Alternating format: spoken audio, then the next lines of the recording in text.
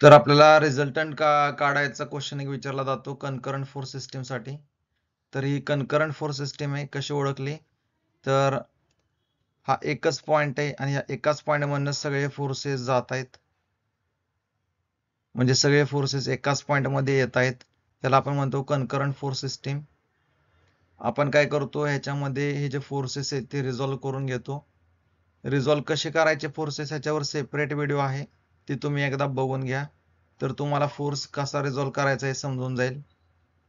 तर थोडक्यात सांगतो, इथं जो अँगल आहे हॉरिझॉन्टल बरोबर, तोच अँगल इथे येतो आणि हा अँगल ह्या लाईनीला टच झालेला आहे, त्यामुळे आपण हा फोर्स 2 इंटू कॉस 30 घेतो.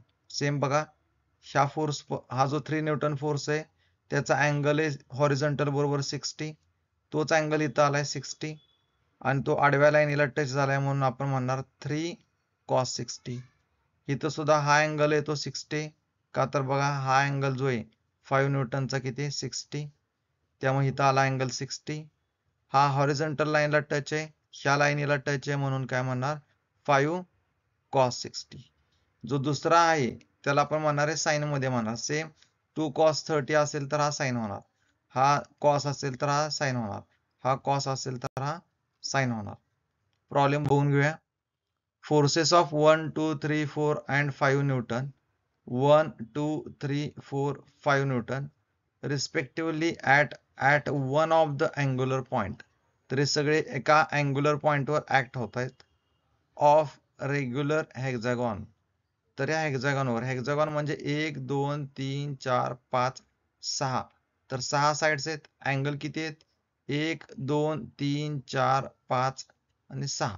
हा काय हेक्झागॉन आहे. हेक्झागॉनच्या एका पॉइंटवर हे सगळे काय होत आहेत, ऍक्ट होत आहेत टुवर्ड्स अदर 5 अँग्युलर पॉइंट्स. आणि ह्या पॉइंट पासून बाकीचे अँग्युलर पॉइंट्स आहेत, किती आहेत 1 2 3 4 5. ह्या 5 पॉइंट्स कडे चाललेले आहेत. ह्या पॉइंट पासून ह्या पॉइंट कडे, ह्या पॉइंट पासून ह्या पॉइंट कडे, ह्या पॉइंट पासून ह्या पॉइंट कडे, ह्या पॉइंट पासून ह्या पॉइंट कडे, ह्या पॉइंट पासून ह्या पॉइंट कडे. आणि त्याचं मॅग्निट्यूड किती 1 Newton 2 Newton 3 Newton 4 Newton 5 Newton ते इथं दिलंय. Taken in order, find resultant of system. तर आपण काय करणार, पहिल्यांदा हा फोर्स रिझॉल्व्ह करून घेणार, पण त्याच्या आधी हा 30 अँगल कसा येतो ह्याच्याबद्दल बघूया. तर हा काय हेक्झागॉन आहे, त्याला किती अँगल आहेत 6, म्हणून टोटल 360 डिवायडेड बाय 6 अँगल, त्यामुळं आन्सर येणार आहे 60. तर हा जे येणार आहे डिस्टन्स किती, अँगल किती येणार आहे 60. टोटल हा जर स्ट्रेट लाईन धरली तर काय ही 180 डिग्री. 180 मधनं 60 गेला तर हे टोटल अँगल हा किती मिळेल, कम्प्लीट हॉरिझॉन्टल बरोबर हा 180 मायनस 60 म्हणजे 120. मग जो कम्प्लीट अँगल आहे तो किती भागात आहे, 1 2 3 4, ह्याचे 4 भाग सारखे केले तर प्रत्येक अँगल कितीचा येणार आहे 120 भागिले 4, का तर 1 2 3 4 भाग झाले म्हणून 4 म्हणजे 30. म्हणजे हा 30चा अँगल, हा 30चा, हा 30चा, हा 30चा. पण ज्या वेळेला आपण फोर्स रिझॉल्व्ह करतो त्यावेळेला आपण काय करतो, हॉरिझॉन्टल बरोबर अँगल करतो. म्हणजे हॉरिझॉन्टल बरोबर 2 न्यूटनचा अँगल किती 30, हॉरिझॉन्टल बरोबर 3 न्यूटनचा किती 30 प्लस 30 म्हणजे 60. आता इकडे हा वर्टिकलच आहे त्यामुळे काय प्रॉब्लेम नाही, हा इन्क्लाइंड आहे म्हणून काय येणार, हा जो 60 तो आपण इथं घेतला. आता याच्यानंतर आपल्याला करायचंय काय, तर पहिल्यांदा F of X F of Y काढायचंय, त्यानंतर आर चा फॉर्म्युला हा यूज करायचा आहे आणि थिटाचा हा फॉर्म्युला यूज करायचा आहे. ही आपली प्रोसिजर आहे कनकरंट फोर्स सिस्टीम साठी. तर एफ ऑफ एक्स काढताना उजवीकडे जाणारे फोर्सेस असतील तर त्याला प्लस घेणार, डावीकडे जाणारे फोर्सेस मायनस घेणार. तर पहिला फोर्स 1 न्यूटन उजवीकडे चाललाय, त्याला आपण काय म्हणणार आहे +1. आता नेक्स्ट कोणता आहे, आडवे आणि आडवेच फोर्सेस बघायचे, उभे पण बघायचे नाहीत, फक्त आडवे फोर्सेस. 2 cos 30 कुठे चाललाय, उजवीकडे चाललाय, उजवीकडे म्हणजे प्लस, म्हणजे 2 cos 30. पुढचा फोर्स 3 cos 60 उजवीकडे चाललाय, एरो बघा उजवीकडे चाललाय, उजवीकडे असल्यावर प्लस म्हणजे +3 cos 60. हा फोर्स आहे तो कुठे चाललाय 5 cos 60 डावीकडे चाललाय म्हणल्यावर मायनस 5 cos 60. कॅल्क्युलेशन करा कॅल्क्युलेटरवर, आन्सर मिळेल 1.73. आता हा काय पॉझिटिव्ह आहे. नेक्स्ट काढूया summation F of Y. Summation F of Y म्हणजे अपवर्ड जाणारे पॉझिटिव्ह, खाली जाणारे निगेटिव्ह. फक्त उभे फोर्सेसच धरायचे आहेत, का तर वाय आपण म्हणतोय.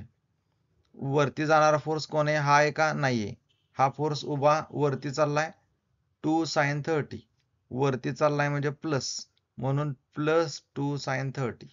नेक्स्ट आहे 3 sin 60, वर चाललाय म्हणजे प्लस, म्हणून प्लस 3 sin 60. पुढचा फोर्स काय, 4 न्यूटन, वरती चाललाय म्हणजे प्लस, म्हणून प्लस 4. ह्याच्यामध्ये 5 sin 60, वर चाललाय म्हणजे इथं काय प्लस, म्हणून प्लस 5 sin 60. वरती जाणारे सगळे फोर्सेस संपलेले आहेत. आन्सर मिळेल आपल्याला,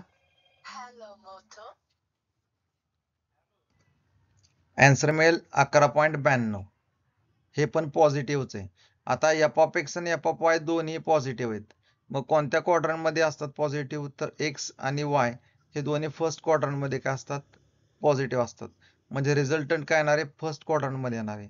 ह्या रिजन मध्ये काय असतो, तर x negative, Y positive, second quadrant.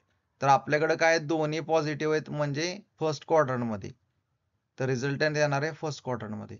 आता मॅग्निट्यूड काढण्यासाठी फॉर्म्युला काय, R is equal to under root of F of Y square plus F of X square.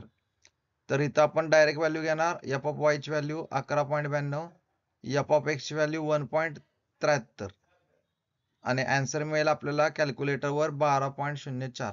कॅल्क्युलेटरवर काय करणार, अंडर रूट ब्रॅकेट 11.92 चा स्क्वेअर प्लस 1.73 चा स्क्वेअर ब्रॅकेट कम्प्लीट, मग equal to sign press करा, answer मिळेल 12.04. आता नेक्स्ट फाइंड आउट करूया direction theta. थिटाचा फॉर्म्युला काय आहे, tan inverse of summation F of Y upon summation F of X. F of Y ची व्हॅल्यू इथं काढली 11.92, एफ ऑफ एक्स ची व्हॅल्यू आहे 1.73. मग तुम्हाला आन्सर मिळेल किती, 81.74 फ्रॉम एक्स ऍक्सिस. कॅल्क्युलेटरवर हे कसं करणार, टॅन इनव्हर्स बघा, शिफ्ट दाबून असेल, टॅन इनव्हर्स, टॅन लिहिलाय त्याच्यावरतीच टॅन इनव्हर्स असतो. टॅन इनव्हर्स ब्रॅकेट मध्ये 11.92 भागिले 1.73 ब्रॅकेट कम्प्लीट, मग इक्वल टू साइन प्रेस करा, तुम्हाला आन्सर मिळेल 81.74. आता तुम्हाला हा थिटा दाखवायचा आहे एक्स ऍक्सिस वरनं, इथं त्याची व्हॅल्यू लिहा 81.74 आणि इथं रिझल्टंटची व्हॅल्यू लिहा 12.04.